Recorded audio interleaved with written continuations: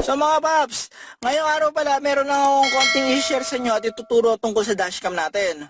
So, kung nararanasan yung mag-on, off yung dashcam natin kahit nakasetup kayo ng hardwire or ng USB type, baka makatulong tong video na to. So, papakita ko sa inyo mga paps.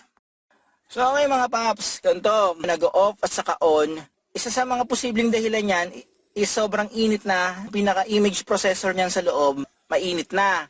So, ang gagawin lang natin, ano ba yung mga dahilan para mag-init to? Siyempre, yung loob ng kotse natin sobrang init, ayan, yung battery, at saka ano pa ba? Yung wifi, at saka yung yung screen yan. Okay? So, ang gagawin nyo lang ganito.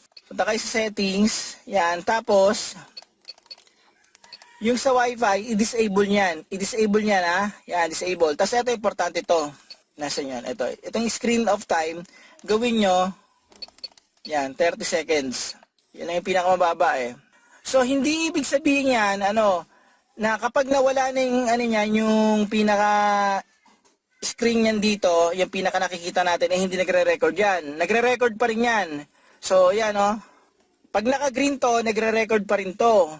So, malaking tulong ang magagawa nito kasi mababawasan yung init sa loob ng dashcam natin. Okay? So, tingnan nyo yan. Di man namatay yung screen yan. Nagre-record pa rin yan mga paps kasi green to. Yan, So, yan. So, Wi-Fi, disable at saka yung screen, yung LCD screen, i-off nyo na lang. Okay? Pero continuous pa rin na recording yan.